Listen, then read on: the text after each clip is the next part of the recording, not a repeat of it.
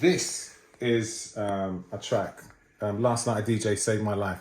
Now, indeed, the a cappella is something that we still use to introduce in tunes. So we play the a cappella and then we bring a music into it, and it's very much used on our scene as an intro tune. So this was 1982. So it's, now you've got a little arrow on the record. Is that that was just pointing to the a cappella. Yeah, it's just like, and you can see it's stamped. Sweet Vybz as well, stamped on it. Yeah, because we used to have to stamp it back in the day so no one nicked it, but we didn't know it was devaluing the music. So you shouldn't really stamp your tunes like that. Yeah, but it's DJ history though. It is. Yeah, it is. Here's another track, The Silvers, What's It All About? Another big rare groove tune that was played back in the day. Here we are. This is a collector's. This is definitely a collector's. Your Wish, your love, Wish. A very in demand indie 12. Evelyn Champagne King. My heart keeps telling me. This was one of the blues dances anthems back in the day. We used to love this track. Used to play it till it finished. This is another great track, and of course it's Evelyn Champagne King, which we love anyway. Father's Children, Hollywood. Absolutely classic track, one of my all-time favorites, and I've actually got a dub plate which is a personalized song by the lead vocalist of Father's Children. Would you play that at Expansions? I will do, and it's got our name in it as well. It's dearly loved. It's dearly loved, and it's one of my iconic tunes that I think no one else has got it. No one else on our scene has got it. So when I play it, I show off a little bit with it because they haven't got a dub plate of that. Howard Johnson, Your Love Is What I Needed. Anybody knows about the bass line on this and the introduction and the music instrumental that comes in, you know it's a DJ's paradise. The DJs will rap the lyrics over it. And this is such a powerful song as well. Original two-step. We love it. For those of you, Hugh Masekela, big South African artist. And tonight, everybody, you should know. If you're into rare groove, you will know this tune. Very big on our scene. Much love. Jeanie Tracy, Old Standby. This must be around 72 beats per minute. It's one where you just don't move to, you just sing.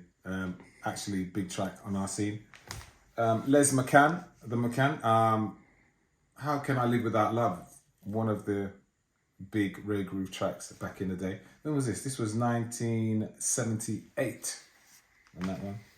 And I don't know how I forgot Peebo O'Bryson's I Am Down, or what's the I can't remember the other track. When Will I Learn was another big tune on this one, but Peebo O'Bryson's one of the go-to artists for the rare groove scene as well. But this album is a classic. And where can they hear all these tunes? Fox and Firkin. Make sure you're there.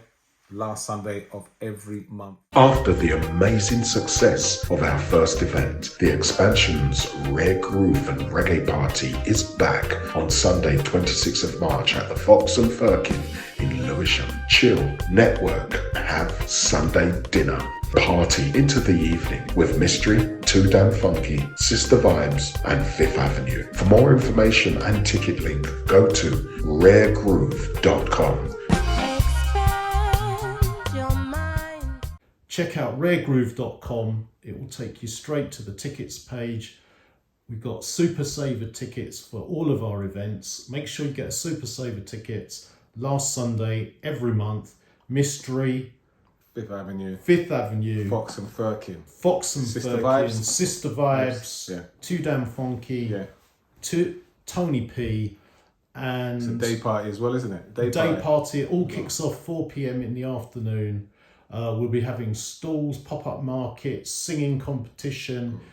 By the way, if you know any singers, come down to the event. It's spontaneous. You get up on stage, £100 to the best singer. And also, if you've never been to Fox and Firkin and you've just seen it from outside, it doesn't do the venue justice. You need to actually go in there. I spent around half hour walking around, especially outside. Outside is like some Aladdin's cabin. It's just fantastic. You just need to come. Fox and Firkin, come and visit it. Well, welcome to the Untold Story of Raregroove. First of all, you should introduce yourself. Hi, my name is, I'm known as Sweet Vybz from Fifth Avenue Street Sound. Came up in the 80s and 90s playing rare groove music. And just to give everyone a kind of historical context, because you were there right at the beginning of the what I call the sweet soul sort of two-step scene. What dates were you playing the music in terms of when did you actually arrive on the scene, and what were you doing just before the scene that kind of initiated your passion and interest for the music? Well, I arrived on the scene about late 86, 87.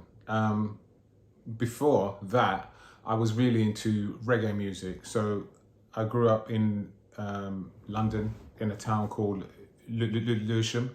And in Lewisham, we had a few sounds that was very big at the time. So for reggae, it was, you had Jar Shaka, but my sound was Saxon.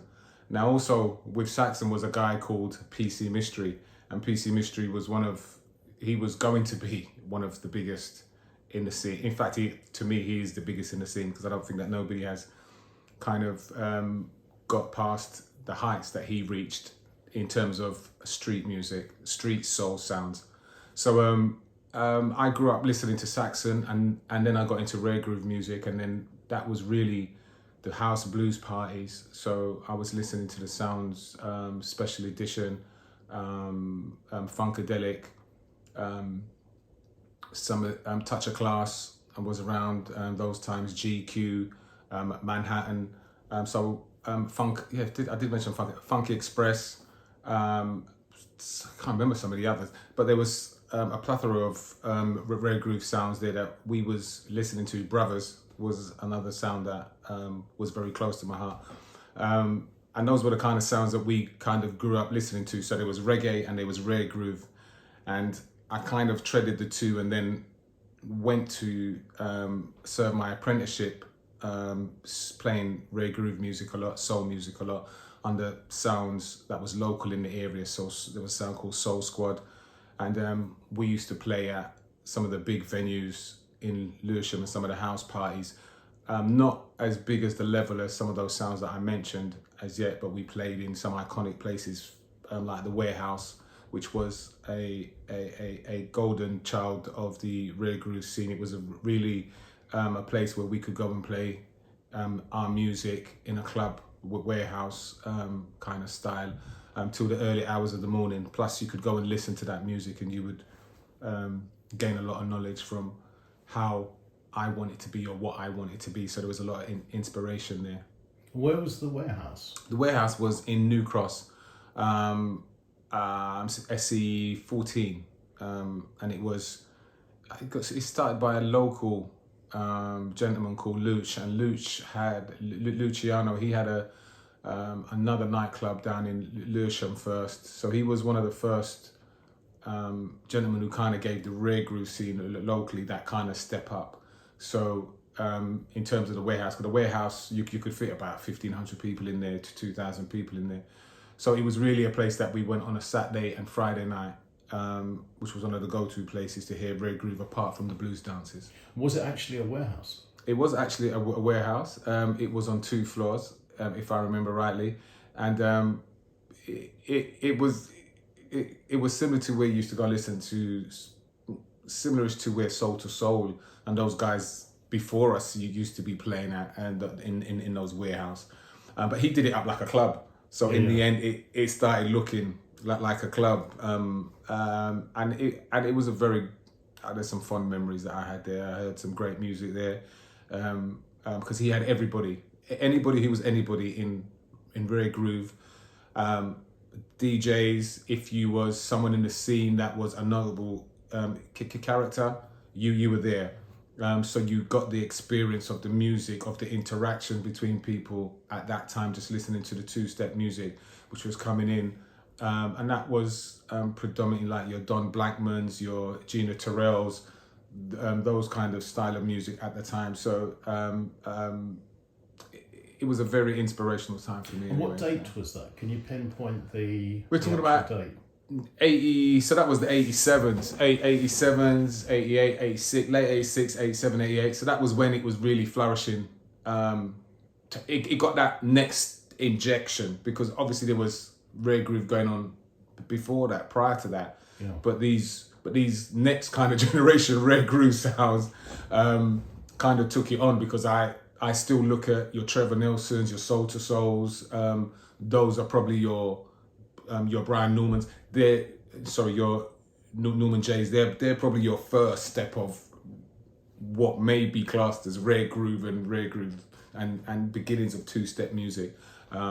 So I see those guys as the first guys bringing it through, and then you have the next tier of guys who was listening to that. So those are your Funkadelics, like your Touch of Class, your Mysteries came under there. Tony P, Just Good Friends. So that's where I put it in. Yeah, and when do you first remember? Because Rare Groove obviously got the name Rare Groove during that era. We're also trying to pinpoint, when do you remember the actual phrase?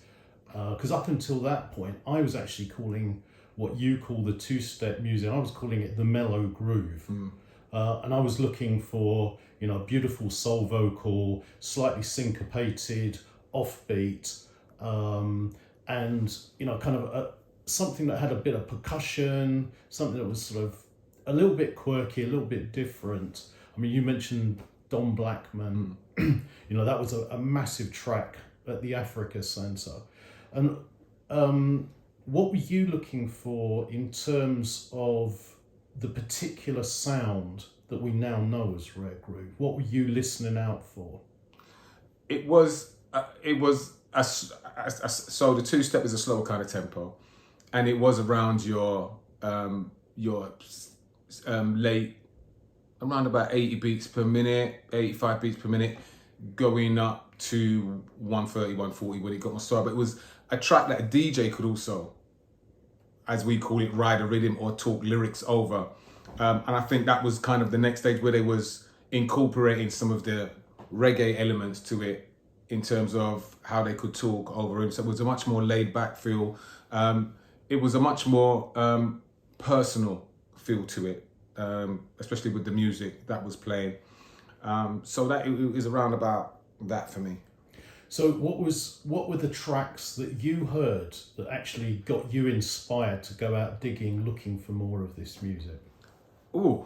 I think it was some of the early classics. So for me, there was a difference. There was party rare groove, as I call it. So that was your SISTA Sledges, some tracks from like Atlantic Star, Silver Stripling, Can't Turn Away From You.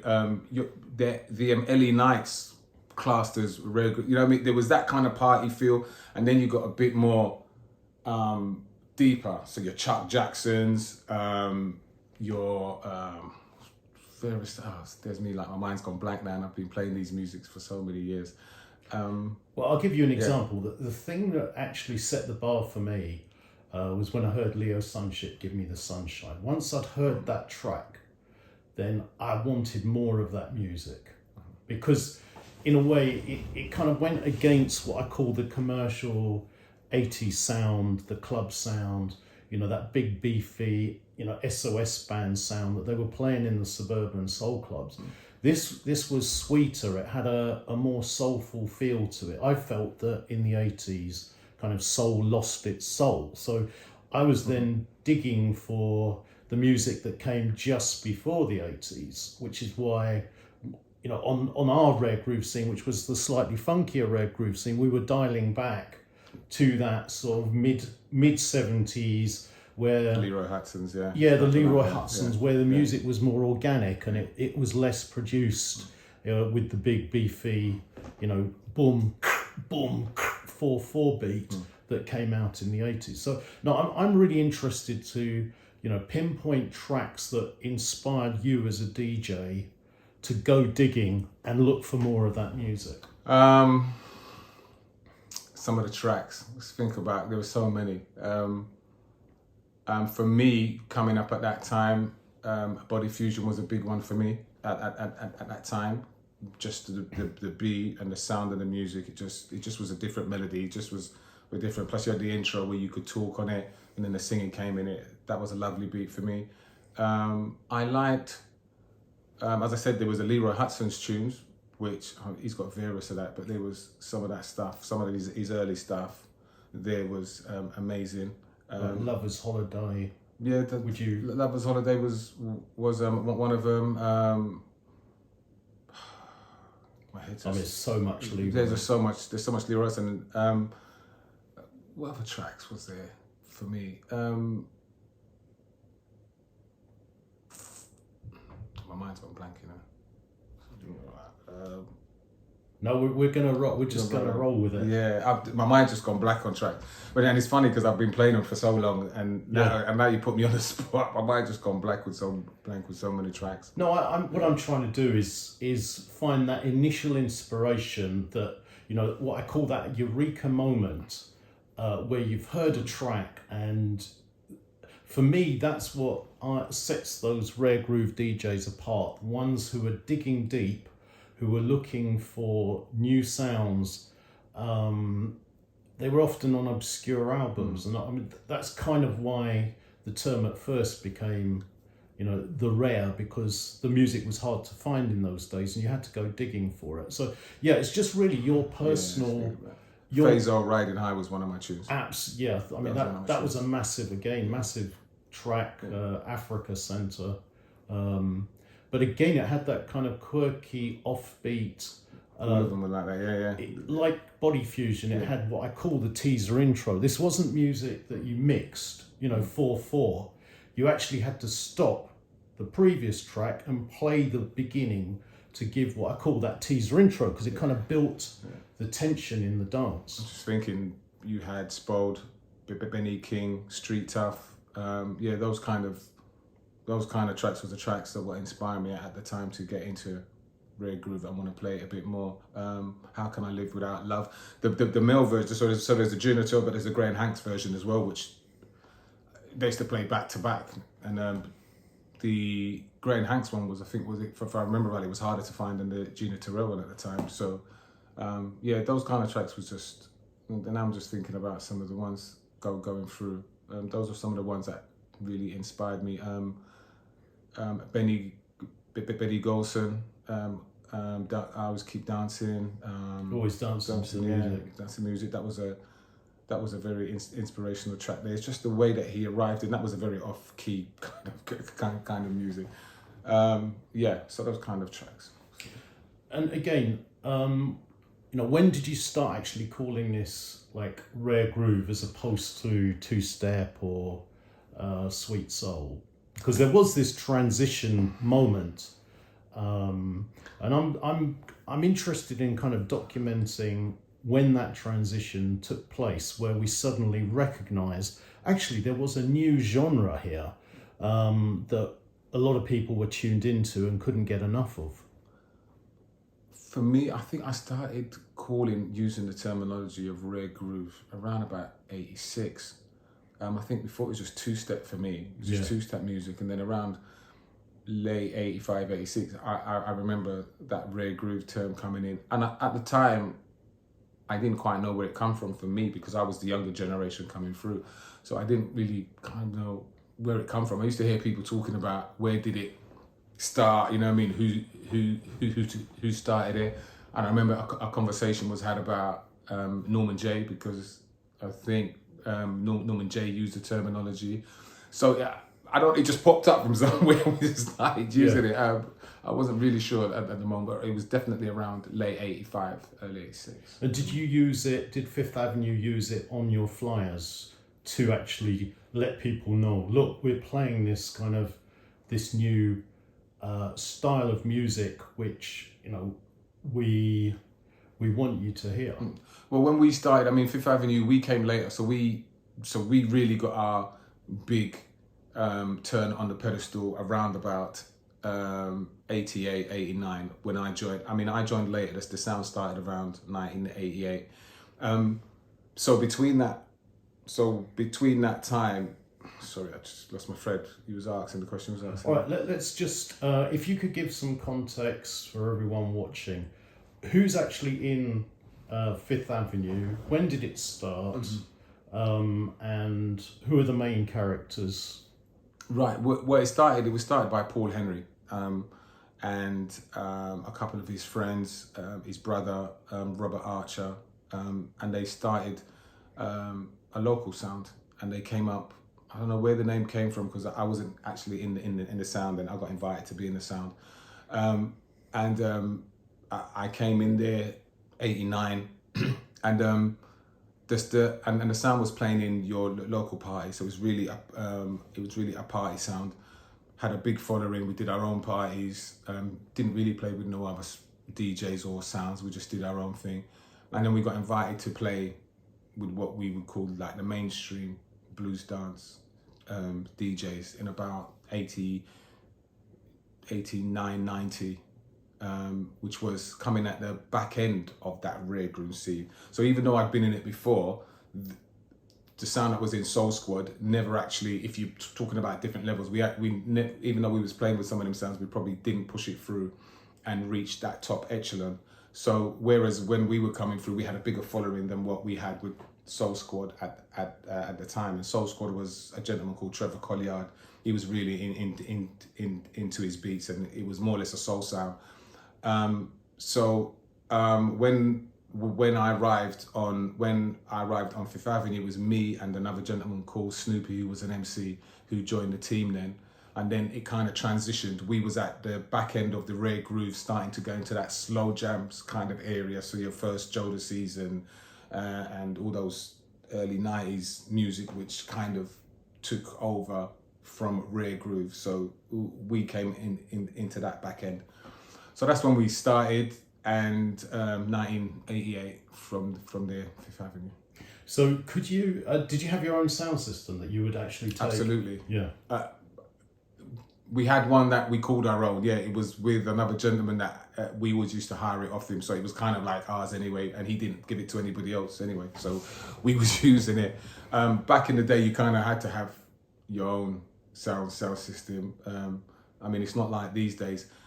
But there was a change in that, because when I used to go warehouse, Luciano, what he did was he put one, which was very interesting at the time, because usually, as you said, each sound had to bring their own set to play on.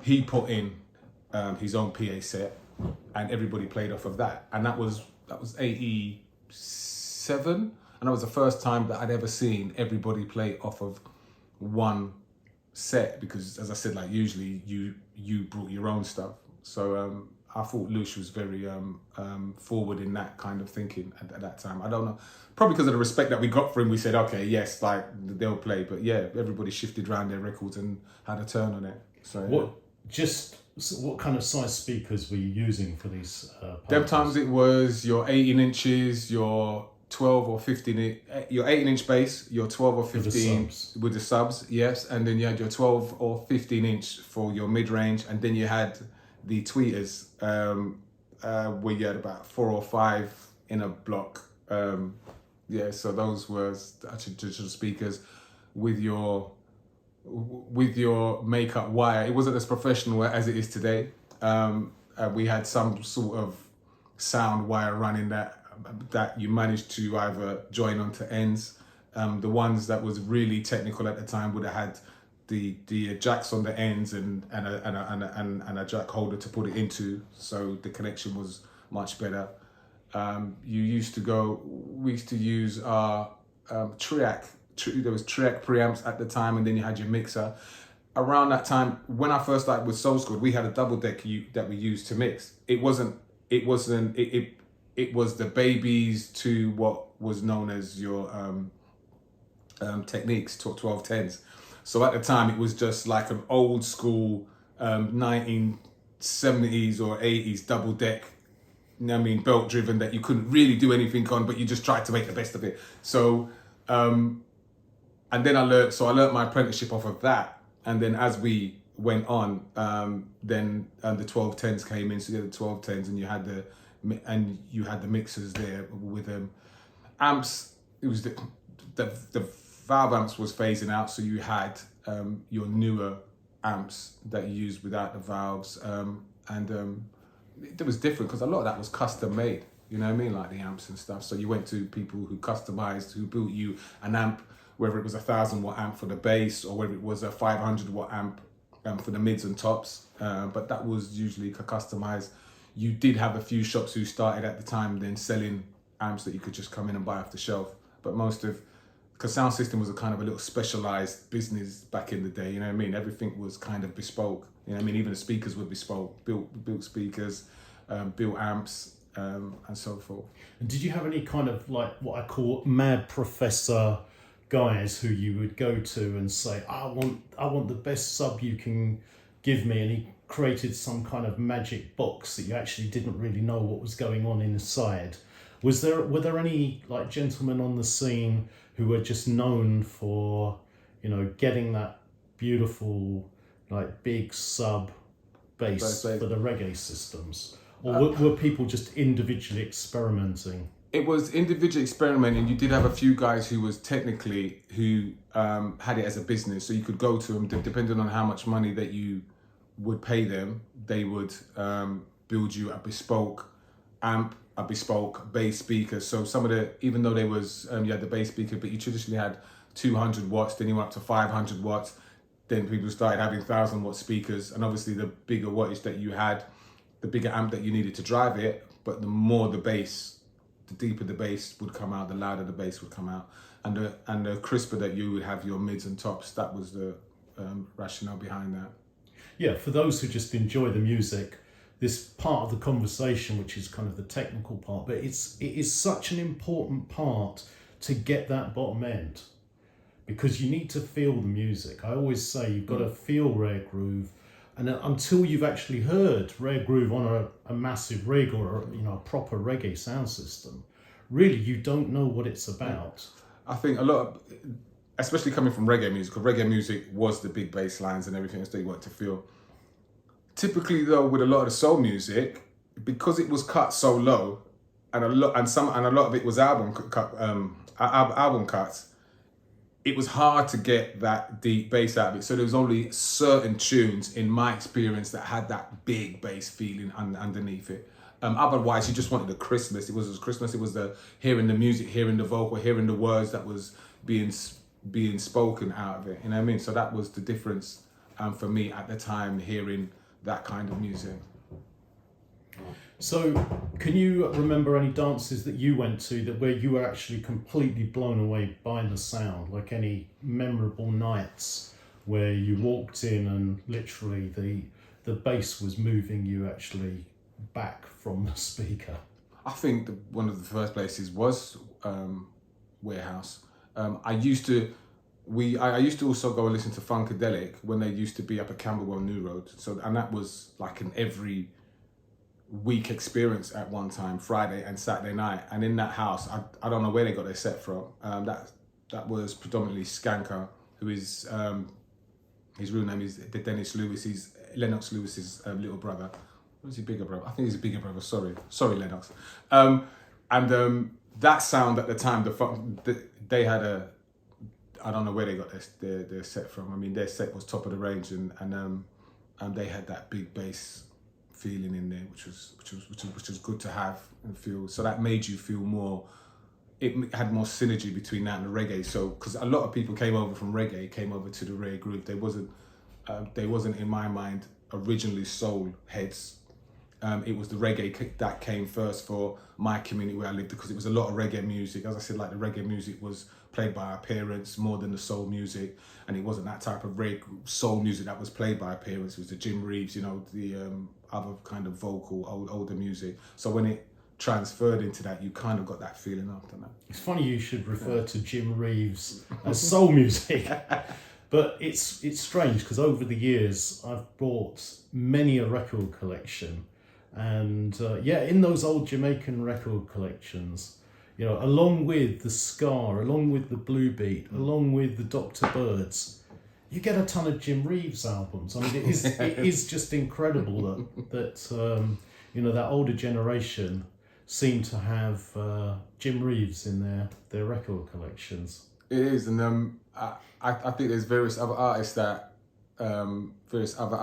were there, but those album cuts, some of those album cuts from those old ones are the sweetest ones, where you find what we call that two-step, that real two-step feeling on it, which you'd think, well, what's that tune doing on there? But it'd be a throwaway tune, track number on the B side, track number 5. If anybody remembers albums and what they were, because I know with this new school, you hardly ever get albums again. But with those, typically you had 9 or 10 tracks on an album, 5 aside, 5 or 6 aside, and you'd find it. It was like one of the biggest Rare Groove tracks that for us section was the Shower You With Love, and I remember when Who's that by? For Shower Me With Love. Now the name's gone out of my head. My name's gone out of my head. No, anyway. So. Yeah, we go. And I remember when Slim Tim found that music from Touch of Class. He was actually playing the track on. He was actually playing the track. He wanted to play the track before that, and his needle ended up, because you know back in the day when you're trying to get your needle on the track that you wanted, to George Howard, featuring John Pagano. So it fell on that track, and it played, and it got a good response. So we just put it back up and played it again. You know what I mean? So that was kind of funny, the way that come about. Yeah, a track he wasn't meant to play got a rewind. It wasn't, and it was like, okay, well, this sounds good. Let me play it again. But I think there's a difference back in the day. Back in the day with selectors, you had selectors and you had collectors of music, and I think the two of them are very different. The collectors of music would often find and already be playing those tunes that we're talking about way before the selectors were playing them. It just, if they had a platform to go and play those kind of tunes. I remember talking with Norman J back last year, and I remember when he was talking about he was playing some of the typical rare grooves that we were playing in the 80s. He was already playing them in the late 70s going into 80s. He was already playing those tunes 5 and 6 years earlier off of tracks, because he's a collector as well as selector. But a lot of people, a lot of DJs they bought music, but I just put collecting as a different passion. There's a different energy with that, and you really got to have a really good ear for music on that. And your ear for music is probably 4 or 5 years before anybody, that track would actually drop in the dance and be like, hey, that's a big track. Well, where was that? Oh, that's been on this album for 4 or 5 years and nobody's played it. But, it actually became a big track after that. Yeah, it's just having the balls to drop some of these tracks that no one's ever heard before. And to me, that's part of the art of DJing. It's digging for these tracks where you believe, I call it believe in the mix. You play a track and the crowd hasn't heard it, but within 2 or 3 minutes they're demanding a rewind, and those are the tracks that I think as DJs we're looking for. As collectors, yeah, you're absolutely right. The collectors they have a different passion. They can find those little quirky gems that maybe the DJs don't have time. But I gathered that there was a group of people that was going over to the States, raiding the warehouses, discovering the music, and then passing it on to the DJs. Do you know of any? Who would you give props to as far as the collectors who put you onto music? Oh, definitely. You had your Tony Heights, you had your Dirty Dens, and Cool Breeze. They used to tell me some great memories of them going over to the States, going into the warehouses, and then finding gems of music that we were playing. They'd have like 50 copies there, and they'd buy them for like a tenner, and they'd come back to England, London, and they'd sell them to us for £15. So they already made an X amount of profit off of each album that they were buying. So those guys were big in it. Henry. Were they people who sold privately from their houses, or were there shops in London that you can identify where you knew that the good music would be at that? Yeah, there was shop? some shops up in West End that we used to go. We used to also go. There was a big one. You had Sound City that you could go to. You had there was a couple over East London as well that the names just gone out of my head, but we used to go to and shop. Blue in West End, Blue. I forgot the name of that. Bluebird Records. Bluebird Records was another one that we used to go to and try and track down some pieces. But they came like the commercial ones. If you really wanted the music, not only did you go America, you also had to go up north. So there was a lot of our DJs that was traveling out of London and going up north to find the music, because the typical DJs with the Northern Soul were playing different tracks on their albums. So the Northern Soul scene was a bit different from what we were playing, but they also had, that music up there in those shops up in the north that we didn't know that were there. But if we take a trip out, it would have cost us.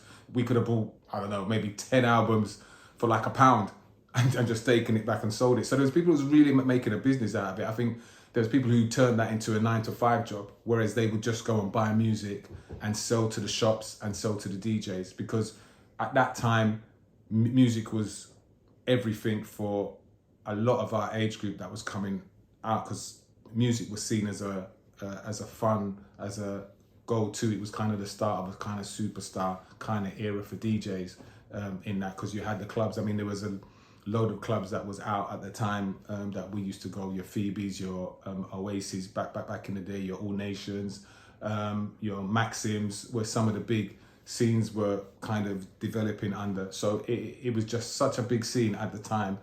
When you went to source your music, you really had you had your pick of who to sell it to. In fact, you would pick and choose who you sold it to, because there was a lot of art collectors that wouldn't sell you music if you wasn't in the club. So if you wasn't in their club, they wouldn't sell you the music. They'd sell their own people first and wouldn't even give you a chance. And you'd really have to develop a relationship with them to even get a chance of it. Even if they had a couple spare, if you wasn't just in the club, it was just, no, I haven't got any music to sell to you. So yeah, it was very competitive and very funny. I mean, it's the same as when they used to blank out the album cover. You know what I mean? So you used to have the album cover, they used to put something over it, over the album cover, and then when you took out the vinyl has got white paper on it, or it's been blacked out, so you couldn't even find the music. And obviously there was no Shazam at the time, so it's not as if you could listen, you could hear it, unless you got the name of that music from somebody who was kind enough to tell you what it was. Then you really had to go around searching to find it. So it was very competitive back in those days about finding music. And the great thing is that you had to actually go out. You had to get off your sofa on a Sunday night, a Monday night, Tuesday night, whatever night it was. You had to get off your sofa if you wanted to hear this music. Like you say, some of the DJs, maybe there were tracks they didn't even know what they were playing. It was all about the vibe. So people would go out on a Sunday night, like you say, no Shazam. Nothing. You couldn't be seen to go up to the DJ to ask him what the track was. Like you said, sometimes the DJ wouldn't even know what the track was if it had been blanked out by, one of the providers of this music. So that was why it was an exciting time, because the only way to hear it was actually getting up off the sofa and going to hear it. Yeah. And if you heard a tune, if a DJ broke a tune for the first time, you had to go back the next week. You couldn't go and download it. You couldn't Shazam it. You couldn't go to the record shop and get it off import or CD. I mean, even CDs.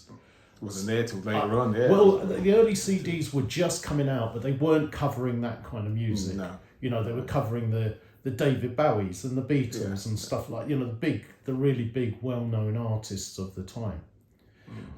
So what was the most you ever paid for a record, in your search? I think I bought it off of a well-known collector, Mr. Henry, from Street Life Sound System. That was one of the forerunners as well, was one of the early players of RAREGROOVE music came from a reggae sound into, they were ghetto tone sound originally, and they came, and then they started to play rare groove music. And he was a collector and a selector and a seller of music. And I think the most I ever paid for it from him would have been about, I think it would have been Touch Me, which would have been about £30 at the time or something like that. But to me, it was big money at that time, because obviously I was a lot younger, so it was relative. And that, you know, most of the big tunes was costing around about 15, 20, 25, £30. Even some were £50 at the time, and some, if you really wanted it, they were so, I mean, even LA, was it LA? It wasn't LA Lights, the original Japanese, the original Japanese 12 of that, I think was very expensive, if I remember, because that came over and was printed over here, if I remember right. But the original, which is what a lot of DJs wanted, they didn't want, that was another thing that got on their nerves.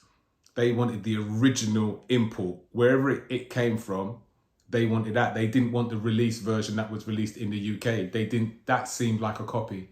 So if you had that and you were playing that, there was a bit of a shame about that as well, because they knew you wasn't really in the club. Because if you was a serious collector, then you would have purchased that as an original copy and been playing it.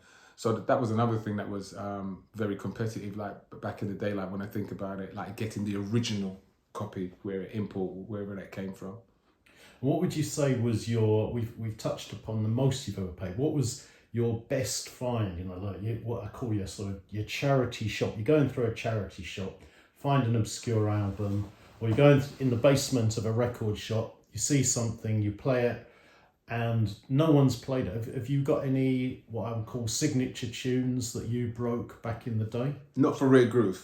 No, I couldn't, because when I came through, those other sounds was breaking the most of the tunes, and they were the bigger boys to me.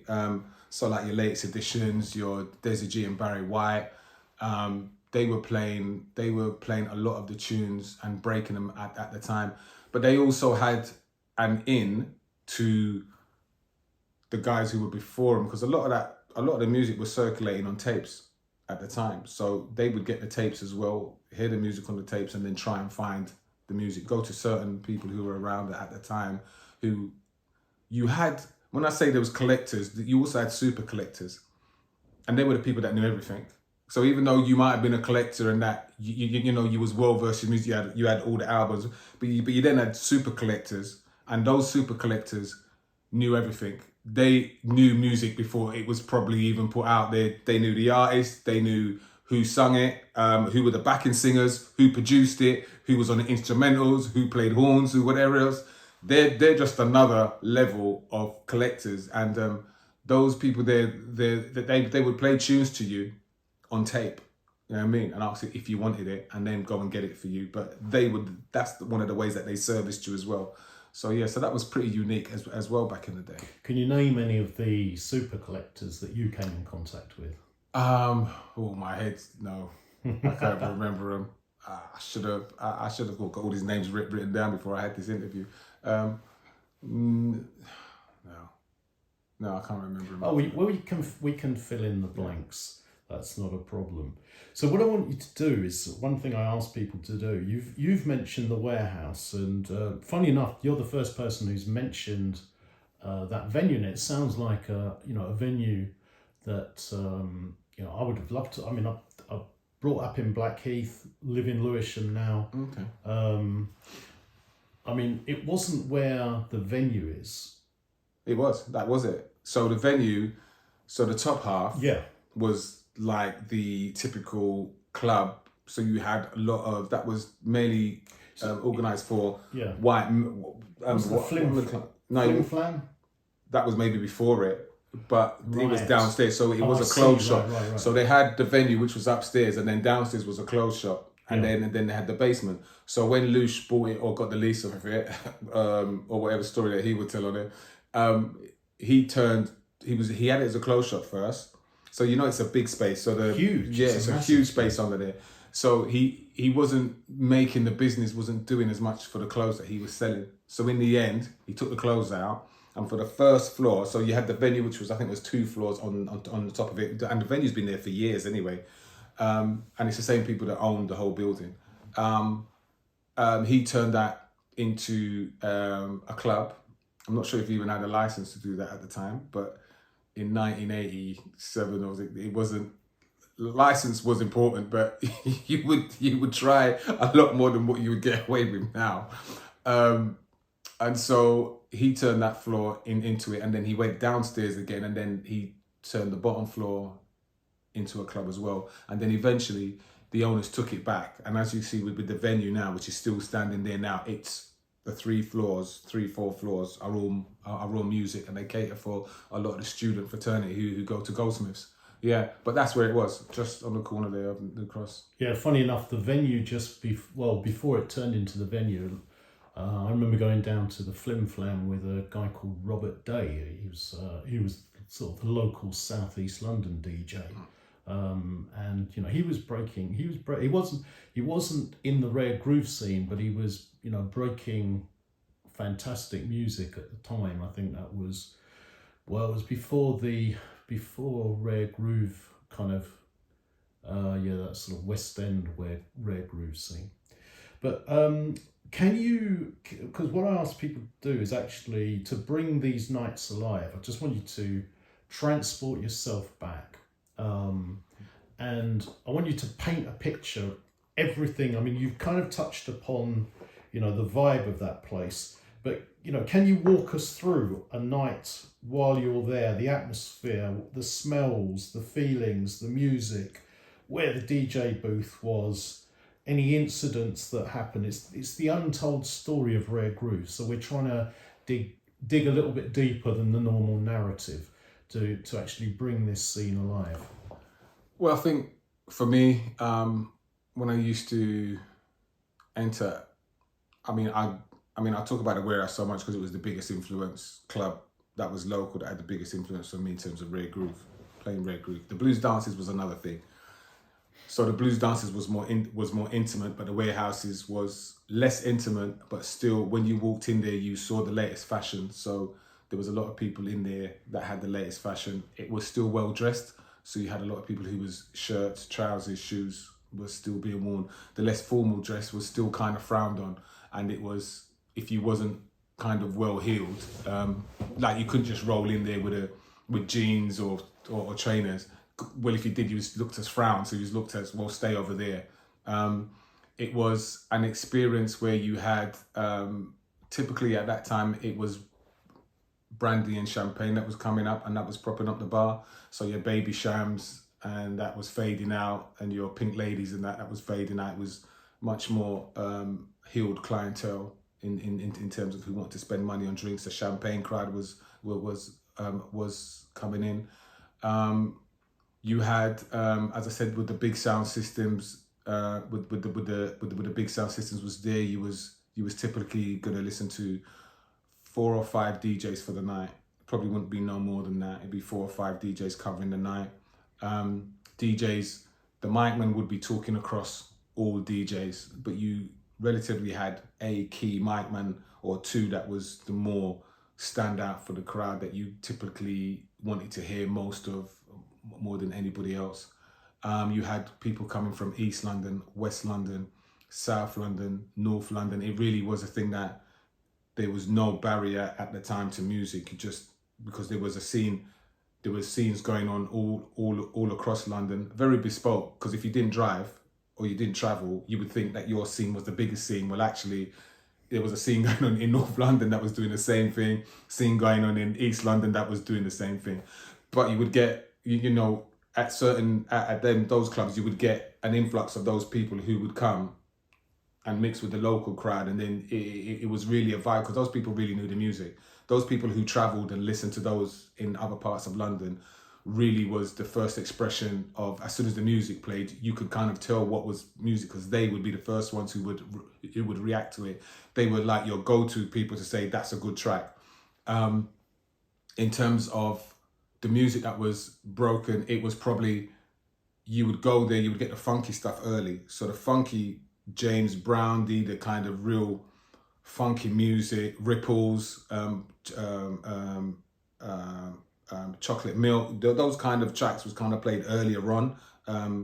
Act Like You Know, Funky for Jamaica, you'd get those kind of ones for like doing the early, and then you'd go into the slower music later on. So the earlier that you arrived, the better the experience was in terms of the range of music that you got. If you arrived in any time after 4 o'clock, it would be two-step till it's finished. So you wouldn't hear so much of your soul music and funky or the soul music, because there was a lot of soul music that was played. And when I say soul music, that was your typical 100 beats a minute kind of tracks that would be played. It was a nice to go to, nice to move to, sounds, you know, those sounds that you typically hear on your radio stations back into the day that were breaking some of those tunes. So Just Fine, Howard Johnson, you know, those kind of soul music there.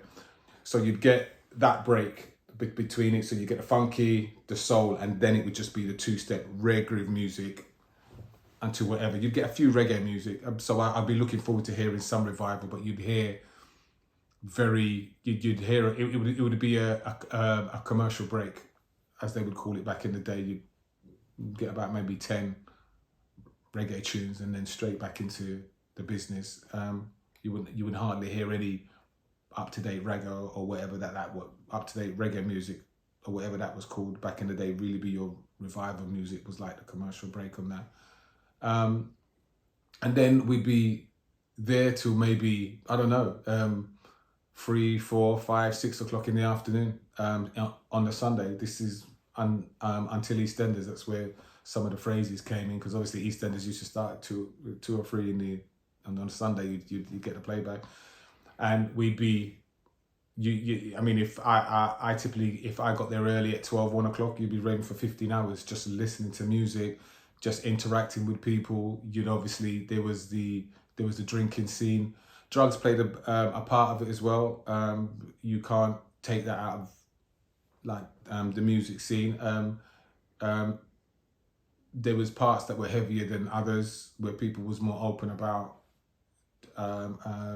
drugs, and so you had, you know, you had the smoking, because in those times, of course, you could smoke in the club, and you would look forward or not to coming home and being stinking of smoke, like you could tell, you could smell the drink on you, you could smell your weed on you, because but that just made the night. It was just something. It was just a happy time, because that was happy music for us. It was a loving music, so it wasn't anything that was too dark at the time. And I think for us, kind of, we needed that music to bring us out of where we was, because a lot of people didn't have much at that time. You know, we're still living in houses with your mother, still typically 3, 4 brothers and sisters, 5 sisters, just living together. You know what I mean? With their family. So it was a hard time for us at that time. So that was a get out clause for us. It was somewhere we could go and release the passion, the latest dances, the latest shuffles. Even though two-step was very easy to dance with, but the funkier music, there was some moves to it. But two-step was really slow. You're just nodding your head and you're just dancing with somebody. You know what I mean? Very slow dancing with somebody. Yeah, so that's a lot of stuff that I remember and that I look forward to. I'm going there. As I said, the atmosphere was just different. It was really very loving at that time. And yeah, we had the odd incidents, but in the general thing, it was just about the music. You just wanted to hear that love vibe coming through, because it was about the soul. It was about how you felt about somebody. So that vibe really came. That vibe really came into it, and it was something to look forward to. And the girls as well. The girls was different. It was a different type of female that went there. That went the reggae dances, dressed differently. They acted differently. It was much more of a How would show you off. describe that, the difference between the way they dressed on the reggae scene to how they dressed on this sort of new emerging rare groove scene? Well, the reggae scene was heavily influenced by the Jamaican culture. So there was a lot of what was happening over there, what was the new kind of clothes wear that influenced and transferred over to here. Also New York, America, which was a big reggae scene within that as well. Within the rare groove scene, it was much more of your well-dressed, it was somewhere that you really went to show off, really, you know what I mean? I remember seeing, double-breasted suits, Crocs, crocodile shoes, sorry, where, you know what I mean, at that time, first places that I probably saw them, people really dressed up, shirts, flamboyant shirts. And of course, you're describing the two-step scene, because of course there was that sort of funky underground scene in the West End where people were just turning up in jeans and t-shirts. Yeah. So you had that kind of contrast. So I think it's important for people to understand that the two scenes were sort of evolving separately, but they were parallel to each other, and the music was kind of crossing over. On the funkier scene, we love those mellow grooves. We love the Milton Wright, Keep It Up. We love, as I said, we love the few that you mentioned, the Donald Blackmans. Ain't No Time for Nothing, Futures, the chocolate milks. Yeah. So it's really interesting how these two scenes were sort of running parallel at the time. I mean, I've over the years I've seen obviously the Fifth Avenue flyers, and the thing about those two-step scenes is there's always a bottle of champagne. There's they're brandy. They're done in very high, sophisticated, thick card, glossy, with a lady looking out over the New York skyline. Looking fantastic. In her suit, and the gentleman looking really sophisticated. So it's really interesting how on what I would call the funky side, which is where I came up, everything was almost like photocopied paper. I designed a lot of my flyers literally in my dad's office on a photocopy machine. So there was kind of that nitty gritty, like you mentioned the James Brown being played early in your clubs. And it's interesting to know, because I associate more the two-step with your scene, but it's interesting to know that it was being played in the earlier parts of your sessions. Yeah, in the earlier parts. I mean, it was much more soulful in the earlier parts of those sessions. But the West End scene, a lot of those DJs there, to me, they were the forerunners of our scene. So our scene evolved out of that scene. Right. You know what I mean? And and then that's when we started playing the slower, finding the two-step, the 4-4 music, whereas they kept it funky. They was uptown. I mean, it was another life uptown anyway. It was, those clubs was a different experience. When you got into it, it was a different kind of sound system as well, system in there. And you had much more of a mix of people in there. So when we started, before we started evolving out of that scene, we did have a mix of people used to come to a dance. So you had whites, blacks, Asians. There was a mix of that.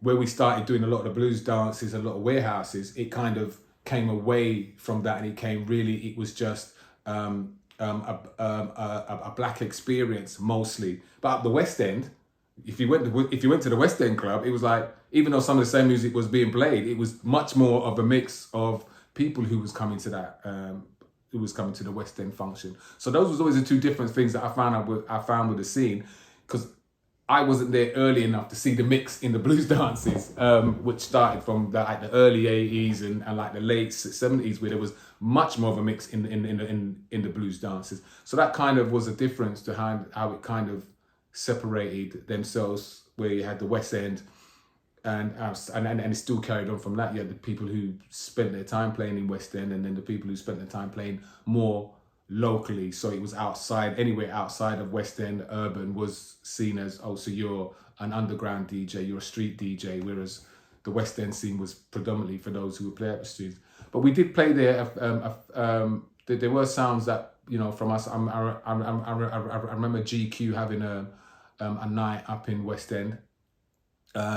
Soul music again, playing RAREGROOVE, and that was really for the ballers, really, because that was a party sound. But they really, like, before they went into the paying, as in goes, going to paid dances at the door, they was really a well-to-do sound.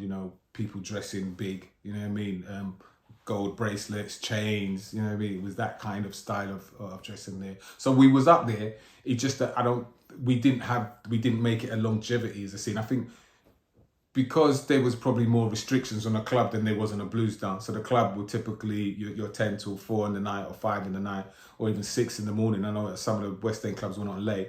But typically for us, one of the things was that if you was in a house, you just stayed there and you raved till when you wanted to, from start to finish. So you'd start at 10, 11 o'clock and you could go right through, which some sounds did, till nearly 24 hours playing, just playing music, which you didn't have that freeness, that, that kind of flexibility to do in a club.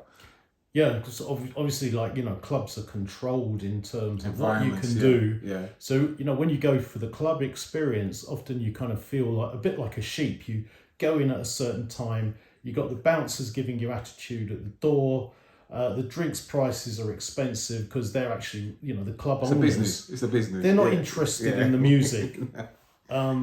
So I think you've identified something really important. It's that freedom. And I'm just going to return to something you said before, which is that this music was about peace and love. And, music is my sanctuary came to mind when you were saying that in a way, the backdrop to a tough urban life for a lot of people living in London was the music. It was an escape. You were given that freedom at these parties just to experience something completely different and to connect with people who were kind of sharing that experience and looking for the same thing. And one of the things I've always said is that this particular music it has this ability to bring people together of all different cultures. I mean, we've mentioned the divide, but the wonderful thing about this music is it does create this particular vibe, and that's what's kept me going personally. And I've noticed, as I said, returning to Fifth Avenue, I've seen your flyers. I've only been introduced to you very recently through MISTRI, because obviously you've been coming up through a different scene, even though you're a local boy just down the road from me. And what's interesting is that you're still flying the flag for your scene. I think you organise some events in the countryside, is that right? Yeah, we do. So we've got an event with that we call 2 events, all white Coco and all black Coco. It came up, it all started, me and my partner from Studio Express, DJ Ali. We started doing our birthdays together. So he was Studio Express, I was Fifth Avenue. And we started doing our birthdays together. Then we rebranded and did a MISTRI. And I said, because I see MISTRI as the most successful branded DJ from our scene, so I always refer back to him. So we rebranded and we called it Coco. We started off at we were doing boats, and then we started doing mansion houses in 2017. First one that we did. We have 2 rooms predominantly. There's an upfront room, which is more upfront DJ, so the now music, not too now, because I still don't understand some of the music that's coming. I sound like my parents, but it's really upfront. And then we have the throwback room, and the throwback room is where we come from. So that's always got a flavour of the DJs that we used to listen to. So over the years, we have had there's your MISTRI's been in there, your GQ Vibers. We've had Company Soul Sound has been in there. So it will always be Lewis Mastermind. So Mastermind has he's been in there as well. We will always have a flavour of the genre of music and the DJs that we came from, and we think that's very important, because it's no use we putting on an event. One, we want to fall in love with the event as much as it's our event. As a promoter, for me, I need to fall in love with it, because if I don't, I'm not going to put my 100 into it.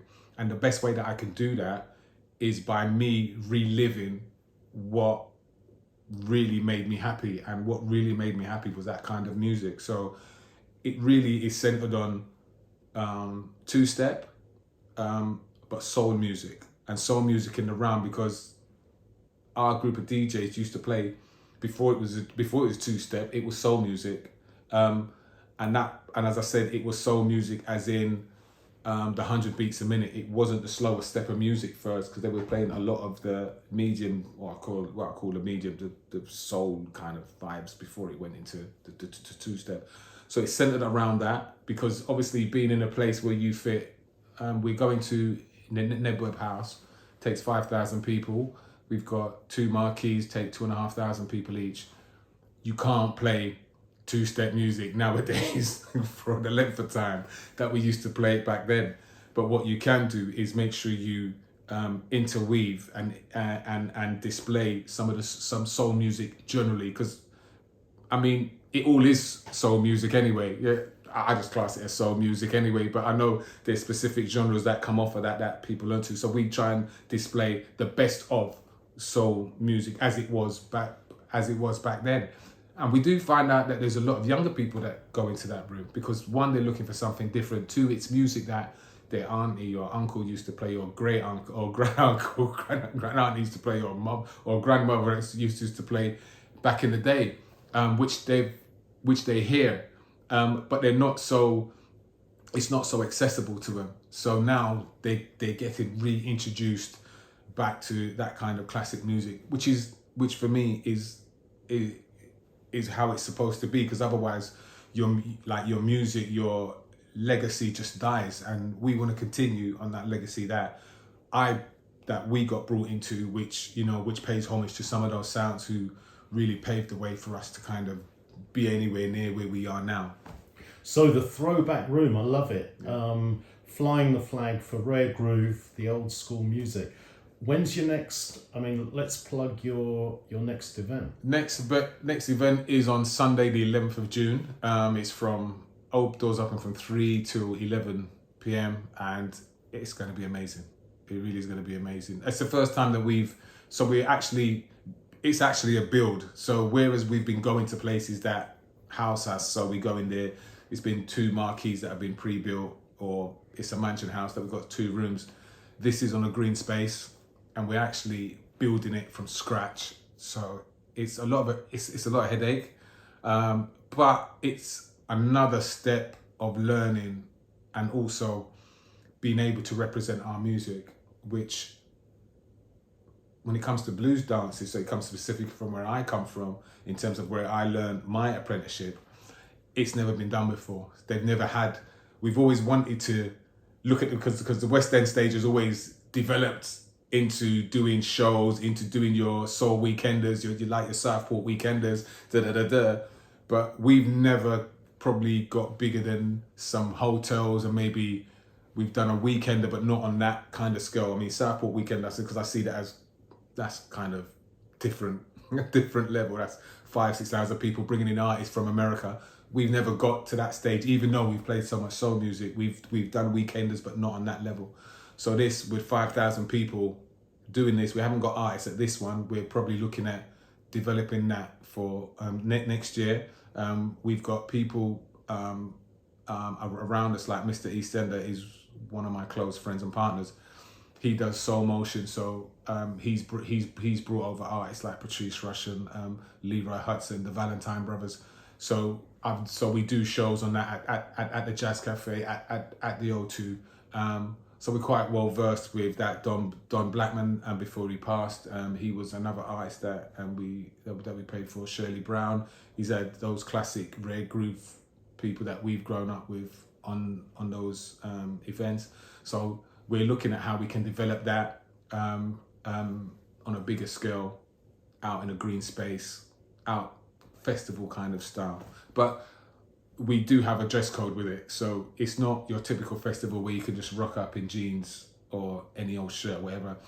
If it's all white, it means you have to come in all white. So you come in all white. People are typically well dressed. It's kind of like an upmarket polo event. If you've ever been to a polo event, you see that kind of dressing and style there. It's kind of like that. So that's how we're doing it. We've got hard floors, we've got carpet. So we're really throwing it back to what we used to do. And in December, we're not outside, but we've got another. I can't even say the name of the venue yet, because we're not coming out with it yet, but it's a 3,000 venue, and it's another iconic venue that we got, and we're going to have 2 floors, and we're going to have a real good time with a real good time with that as well. And that's again going to have your throwback room, and it's going to have your upfront room. And yeah, we've got iconic DJs that are going to be hosting those as well. Well, I know that your crowd is very stylish because we were promoting London Rare Groove Party in January, and we were in Brixton, and this very, very glamorous woman just suddenly came across the road, and me and DJ Sweet Vybz, we were out promoting, giving out our flyers. We clocked onto these 2 girls and noticed that they went back across the road in Brixton, just outside, I think it was either the town hall or just round the corner from the fridge. And we just saw about 4 or 5 coaches. So we followed the girls to give them a flyer, and then suddenly there was like hundreds and hundreds of people arriving in Brixton, very, very stylish, very glamorous, getting on these coaches. And we asked them where they were going, and it was one of your events out in the countryside. I think you must arrange for like a whole team of coaches to We have stop in Brixton. Well, that's one of our leaving points. We've got destinations all over London. We've developed to Birmingham, Wolverhampton, Nottingham. We've got coaches leaving from. Typically, we have nearly anything between 30 and 40 coaches per event, which is unique as well, because usually for a festival, you don't have that specific number of coaches coming from. People might hire their own coaches, but it's actually our promoter coaches which we're selling. And for our circuit, that's another thing that kind of, it's like a family thing. For us, even the type of event that we have, there's a lot of your nephew or niece maybe in the front room, or your son or daughter, while you're reliving your memories back in the throwback room, which is a throwback to when we first started raving, when you used to go out with your parents. You used to be told to go upstairs, they used to be downstairs raving. So it's kind of like a throwback to that, but an up-to-date one, should I say, but with the 2 music. So, which is a really nice feeling, because now you've got 3 generations who are raving together, hearing their own music in one place. So you might all get someone who's 60 and was a rare groove fanatic, but they might go and take an experience in the younger room just because their family member is there, or a family member who's just younger, and then they just go and hear it and experience it. Okay, and then they go back into our room, but it's just a whole big family kind of vibe that's going on. And obviously we've got food and everything going on there, so it's a great evening to also see and pay respect to some of the people who have been there from the start and who don't get as much of a story from us, because it's always the DJs, you know, the people who do that, but there's people behind it. There's a lot of promoters who champion the music from back in the day. You know, you've got Cheddar from over in West London. He was a big promoter from there. He used to do a lot of the rare groove dance. I think he was one of the first ones that did it over there in some school. Back in the day, it was easy. It was easy for you to get into those kind of venues. I mean, you wouldn't get into a school to do a rave now, but he had a big school hall and he did a rave over there. It was, you know, Cheddar, did you say? Cheddar, yeah. He was one of the building blocks over in West London for promoting Rare Groove. So it's kind of like, for me, it's kind of just good to just throw it back. And what date was he? Promoting? He's early 80s. He's early 80, 83, 84. I mean, that's actually just preceding what I would call the West End Rare Groove scene. Yeah, that's right. And then, I mean, you had New When a Roadshow was around about that time. Norman J actually wrote about Chris Sweeney and New When a Roadshow in his book, when they were having their conversation at Chris's house with who's the head of My Soul? Gordon Mack. Gordon Mack was in there. Trevor Nelson was in there. They was talking about the West End scene and about clubs not allowing them access at the time. And I mean, and they was kind of thinking of how and what to do it. So there's always been elements. That's what I'm saying. It evolved out of that scene. I see it very much as evolving out of that West End scene and being a splinter kind of genre of music that's just went on to take up its own life. But I very much see them as the forefathers of it. As a youngster, did you ever go to any of those West End? You've mentioned the more glamorous ones where they're wearing the gold chains. Did you go to any of the sort of the funkier rare groove clubs? What I call jeans and t-shirts, where just people went to sweat. I did, but I had to, because some of those clubs were going on in the daytime. I'm doing a day rave and people think it's new, but it's not, because there was all dayers. And before that, West End was doing it where you had DJs, soul music being played in the daytime at these clubs. But I was at school, so the odd times I think I bunked off school the odd times to go and listen to that music. It was in the week. It was in midweek. It was like Wednesday or Thursday. You would have these clubs going on in West End, which was surreal at times, because I know everybody thinks that music and what you present is new. It never is. It's just a ever evolving and reoccurring theme that happens and takes a different form 15 years later or such. And I just remember that. That's something I kind of forgot about. Do you remember the name of the club you went to, or the There was location? Crackers up there. Crackers was up there. There was a couple more that some of those other DJs used to play at. Some like Norman J's and the gentleman who died. Wag Club? Wag. Did you go to the Wag Club? I did go to the Wag Club. Yeah, I was at the end of the Wag Club though. At the end of its life, kind of going there. That was downstairs, wasn't it? If I remember rightly. Originally, it was on one floor, just above. I can't remember if it's above a bookies or something, or whether it might be a bookies now. Then, as it got more popular, they actually opened a second floor, which was upstairs.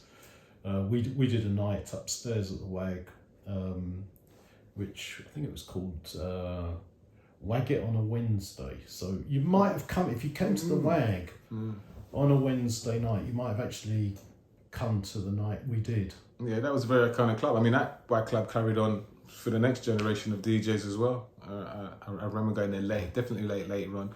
Not sure if I went there that early, but yeah, I do remember those nights there. Yeah. So this is called the Untold Story, and what I'd love you to do is say something that's never been told before, or recount a story that's never been told, or put the record straight.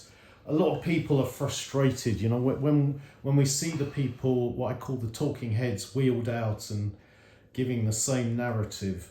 You know, the conversations I have behind the scenes, people are frustrated because people aren't getting the props, or the story's been skewed a little bit.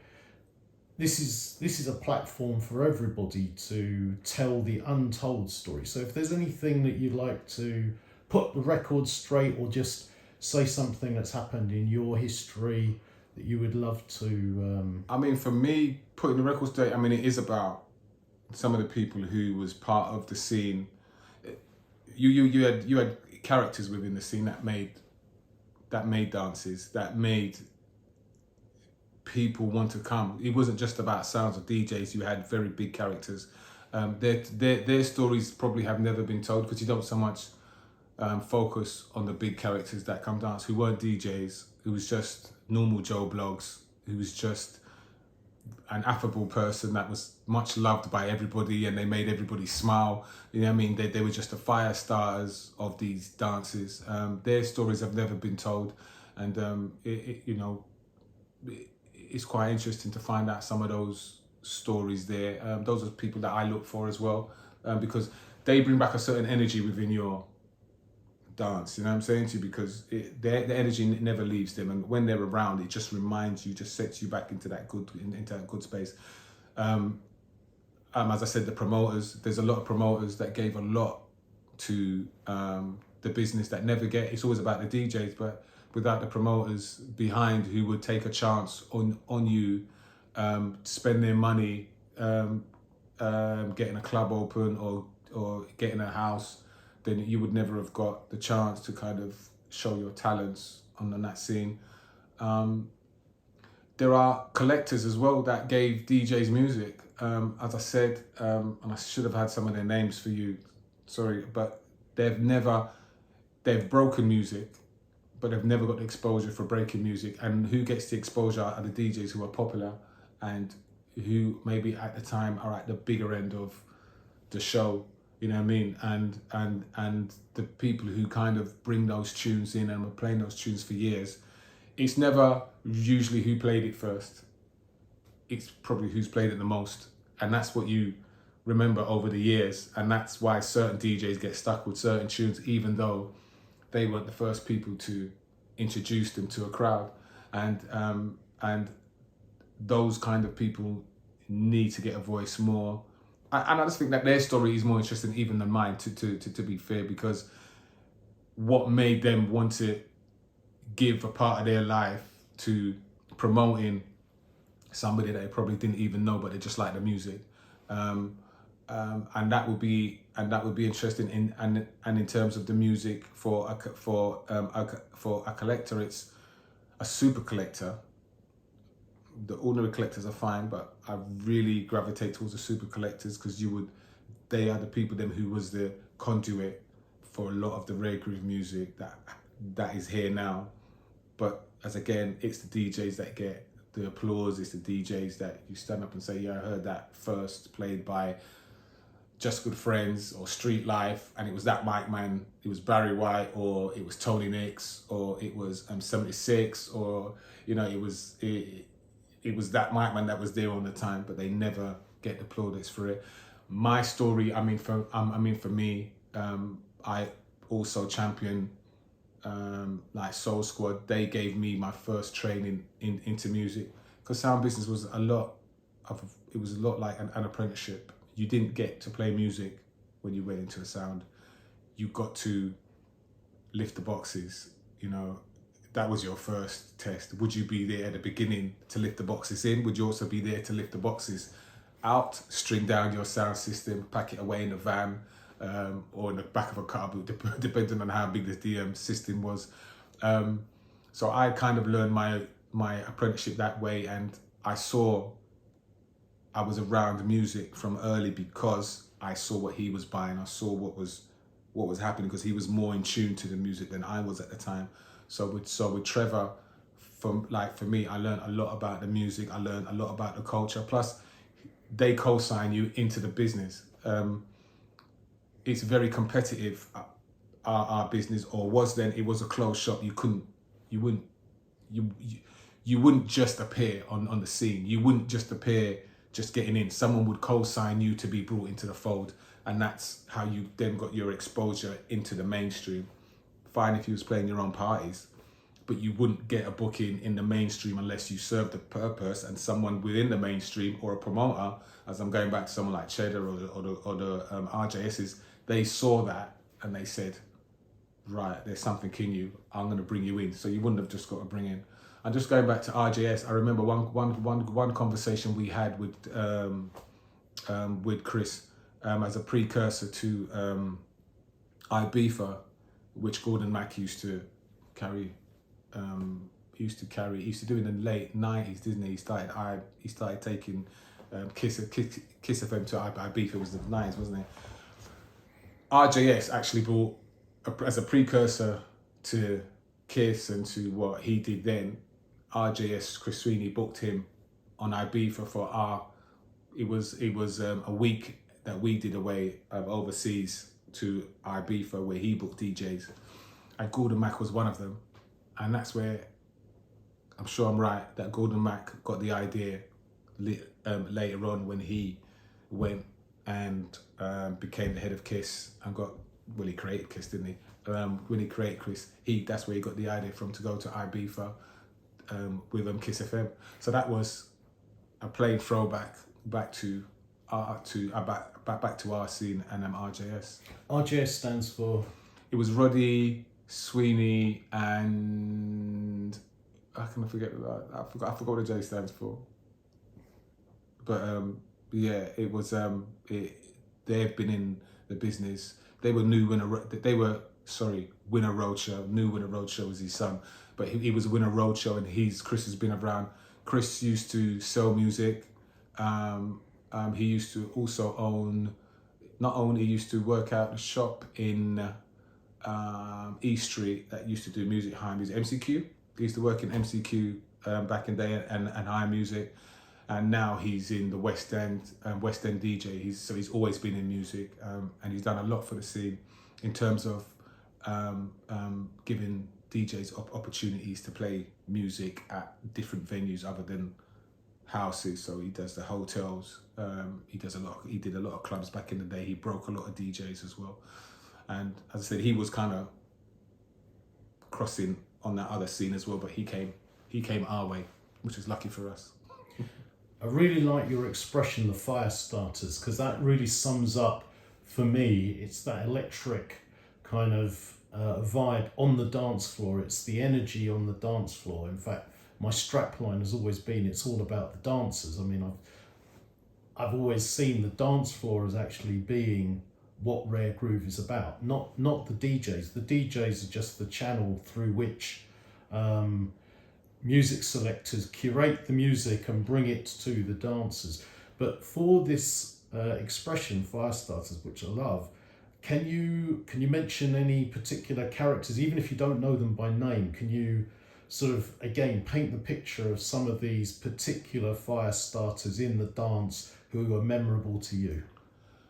Well, name, but they would be characters that had the latest dance moves and for some reason had that synergy with the music. So even if it wasn't the latest dance music, you thought it was because of music moves them. So when people say that music can move you and give you the vibes, it's a frequency. And some people are more in tune to the frequency than others. Those would traditionally be your fire starters, because when they came in, it was straight away, it's like, whatever, they may have been placid, a person that walked through the door, but as soon as that music hits them, they're on the dance floor. They don't give a care in the world about who's looking and what anybody's doing. They're starting with their moves, and the sweat starts pouring off of them from early, and they get people involved because you're attracted to the moves. You're attracted to the energy, and if you've got any ounce of ability to be able to do moves that look not too out of place, that's where you want to be, because that's where the focus of the whole night is going to be, on that person or those people who are getting the attention by just dancing, just being themselves, by just getting that energy and giving it out to everybody else, because you feed off of their energy. You know what I mean? It's really that frequency of like the music is really important. You know what I mean? And it was a really important part of how we get the dance started. The DJs would focus on those people. They would highlight those people, and you kind of want it to be in those people's clubs because they were getting the highlights. They were getting the attention. It was something that you kind of gravitated towards. So yeah, there was just various dancers. I can't remember some of their names at the moment, but yeah, there was quite a few that would start it. Something else you touched upon, which is, we are sort of the custodians of the music, and you talked about the legacy and passing the legacy down to the next generation. What are your tips for someone who's coming new into the scene, or someone who's coming up the ranks and learning about Rare Groove and wants to, fly the flag for Rare Groove in the future as a DJ? What are your tips for, how you curate the music, how you play the music? What's your philosophy to taking the dance floor on a ride? Go to events and study DJs, study how they talk, study how they introduce music, study how they mix records, study how they don't mix records but yet are able to still keep a flow of music going. Study what they're saying. If they've got another DJ, if they've got a partner DJ there that's helping them create that sound and that music at the time, then kind of gravitate towards what makes you want to play music. What's your feel for it? What type of genre of music within that genre of music are you gravitating towards? Start to network with people who know about that music and try and know a bit more about the music, try and know a bit more about where it comes from, because for you to be in the scene, people like people who know what they're talking about and the history of it, it kind of makes you, oh, so you really are one of us. Oh, you really do know. And that kind of pushes you through the door more as a DJ. Search for it as well. I mean, I know it's easy now to get music, but you know, don't forget that you can buy vinyl, and it is good for you to still have vinyl. The feel of vinyl is something different.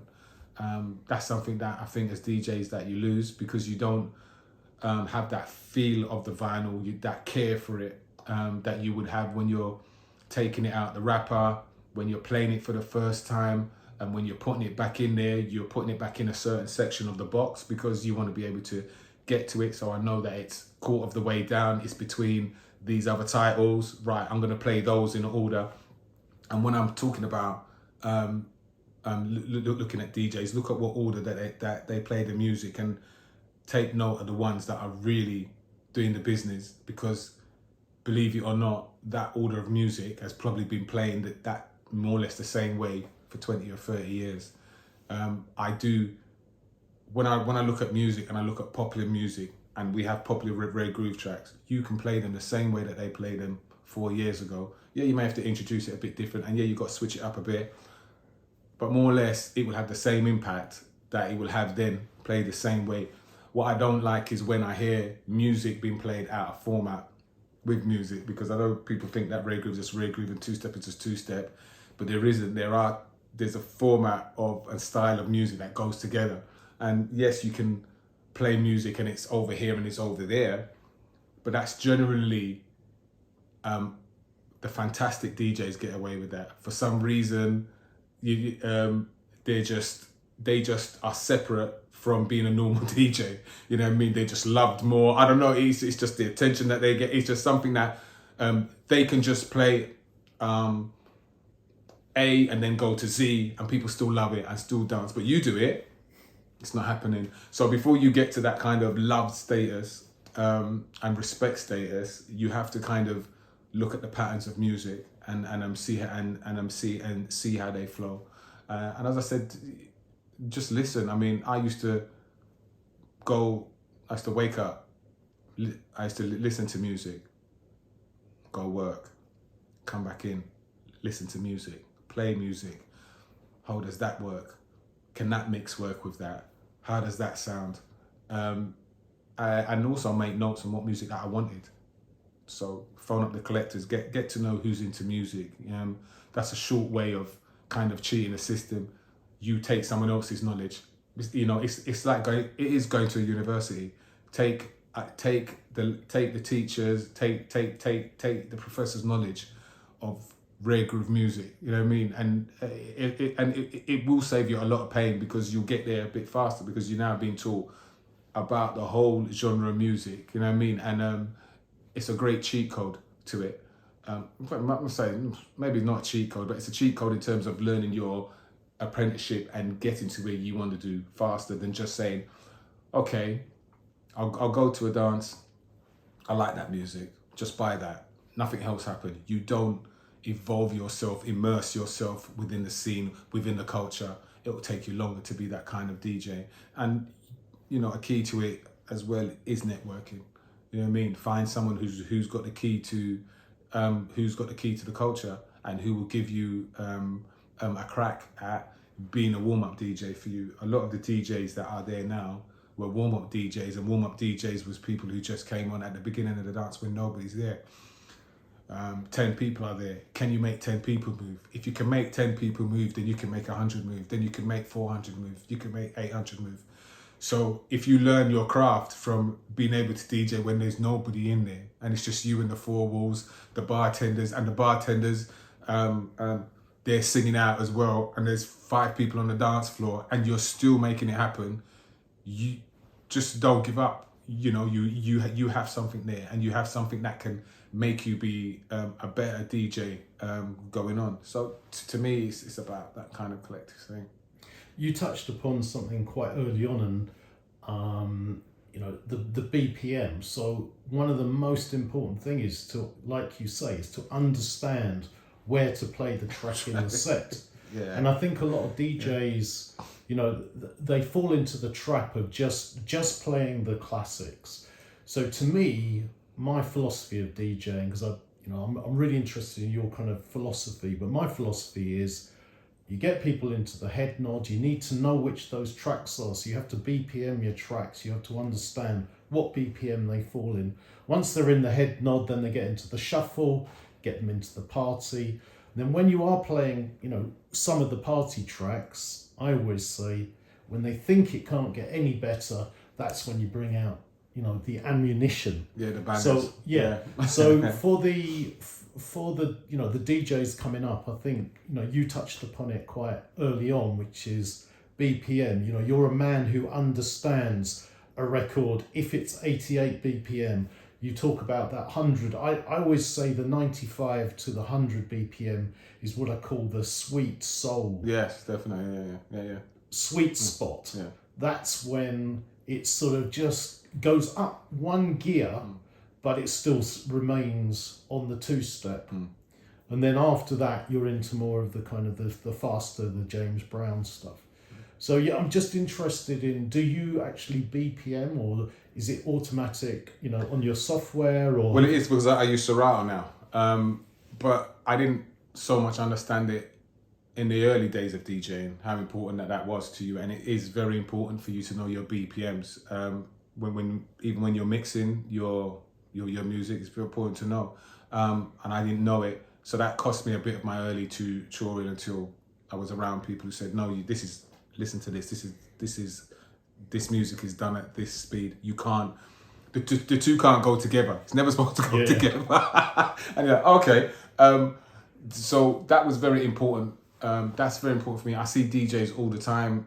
They've got the floor happening. And even though you say, and you're right about the bangers, but you've also got to, even when you've got them at the bangers, you've also got to be able to bring them down a little bit, calm them down, and then bring them back up again, and then give them some more bangers. So that's always an art form as well that you've got to learn. Don't lose the crowd. It's about the ride. Yeah, that's right. It is about the ride. And that's the thing. A lot of DJs, they, you see what is bangers. They're playing what they think are the hit and popular tunes. And then after that, their set's finished because they don't know where to go or what to do. But how do you've got to bring them on that wave. You've got to keep them interested. You've got to know when to calm it down, when to go again, because you can't have, I've never been to a night where really I've had a night of pure bangers. Yeah, it might have been music that I loved all night, but it wasn't pure tens. You know what I mean? You would have, and a lot of the gems weren't tens, actually. You know what I mean? What is that? Yeah. You know what I mean? Like, hold on a minute. And then you want to know more about that music, you know what I mean? And that music catches on, and they maybe become tens, but they weren't tens in the beginning. So where are those music? And those are the musics that you start to introduce, you know what I mean? And those music that have caught your ear as well. And you, all right, let me fit this one in. And how does that go? So then, because all tunes are not bangers, and I know a lot of the crowd love popular music, they love what is popular, but you've really got to be able to take them through that journey. And for me, that is a masterclass of a DJ. I love a DJ who can really take me on that journey of music and really teach me, even as someone who's been in the business for nearly 40 years, about music and about, there's something different there. I didn't know that.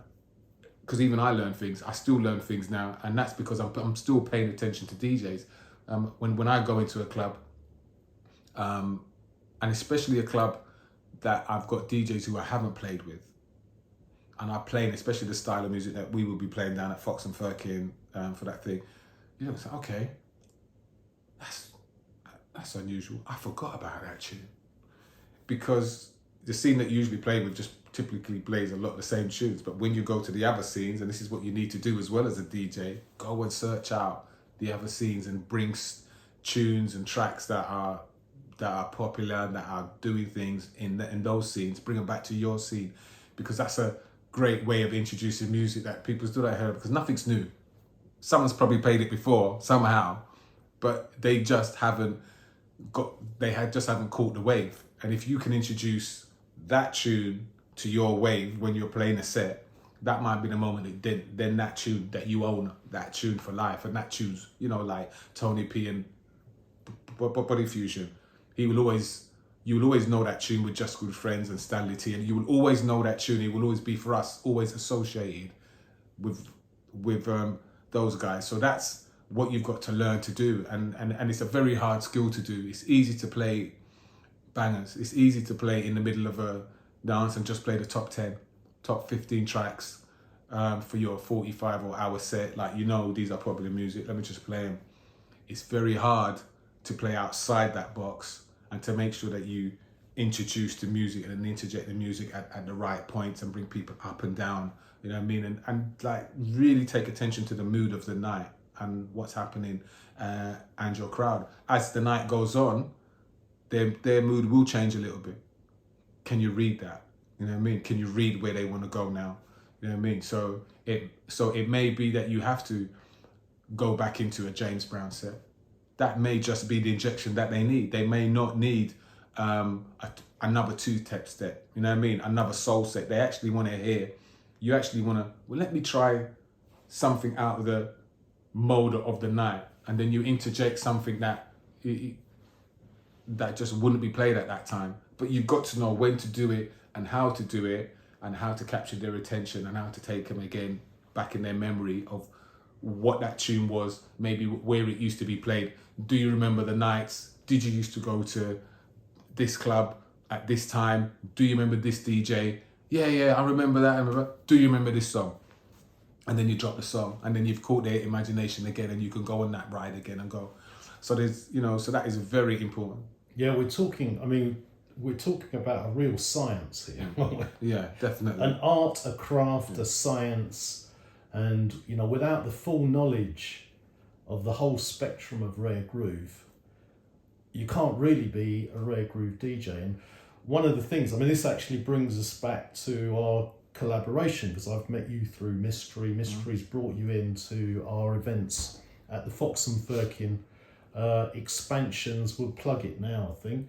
Expansions every last Sunday of the month, right up until the end of the year, 2023. Special guests, Fifth Avenue. Yeah. They did a... Sorry, and just as you say expansions, I just remember the Matt Covington getting released on expansions from back in the day. We got one, which was another big tune back in the day. Sorry, I just just bringing back memories to me when you mentioned something. Yeah. No, well, just I'm looking forward to playing with you again. As I said, if you want to check out the dates, raregroove.com. Raregroove.com will take you straight to all the dates. And yeah, Fifth Avenue are our special guests each month when they can play. So make sure that you reach and come down and enjoy a whole afternoon and evening of Rare Groove. Oh, it's been an absolute pleasure. Thank you very much for taking time out to tell your story. If there's anything else, if there's anything else you'd like to add, as I said, this is a platform for everyone to really tell the full story. And if there's anything else you'd like to add, any other events, any other people within Fifth Avenue you'd like to give a shout to? Oh yeah, sorry. So big up Hollywood and Danger, Danger's my other selector, and Hollywood is my main mic person for our events. So shouts out to them, Mr. Henry, Brother BY, and all those guys. Also to Mr. Eastender, Soul Motion. Also to some of my other partners. So big up Studio Express, we do the all white and all black Coco with. allwhitecoco.com if you want to know more about it, and allblackcoco.com if you want to know more about it. Just check out the websites. We have 2 events a year, summer and December. Also, big up some of the real generals, as I call them, from back in the day, who really inspired me to get involved in the music. I don't treat them lightly at all, you know what I mean? And the older you get, the more respect that you have for them, and you kind of think about, that was a great opportunity that they gave me, and I probably wouldn't have been here. And I know people say, well, if you're talented, that you reach there anyway, but sometimes someone's got to give you that chance and that opportunity to do so. So shouts out to some of them. MISTRI was a DJ that inspired me, or grew up on the ends. In fact, I went to his first dance as MISTRI. We went there as box boys, so we helped him put in the sound because we didn't want to pay to get in the dance at the time. So one of the ways of getting him was helping him put his equipment in. So I was there from him before he was Ladies' Choice, but then when he went into MISTRI. So big up for being an inspiration also from a reggae point of view, Saxon sound as well, who inspired me and also gave MISTRI one of his first chances to play soul music to a bigger crowd, because Saxon used to play soul music back in the day as well. As I said, Luciano, big up some of the sounds that I've mentioned, the companies, the GQs, Street Lives, the Funkadelics, the Funky Express, some of those DJs who really inspired us with the music, with the talent that they had, and it's just great just being able to pay homage to those guys. That's about it, I think. And do you have any current like signature tunes, either a cover up or something that you've got, you know, in your ammunition box, as I call it? Something we can look forward to hearing at the expansions events?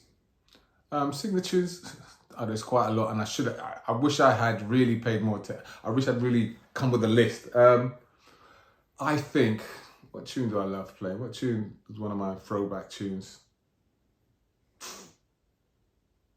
As I mentioned, the Matt Covington is one. That's really on the slower end of the two-step kind of vibe there.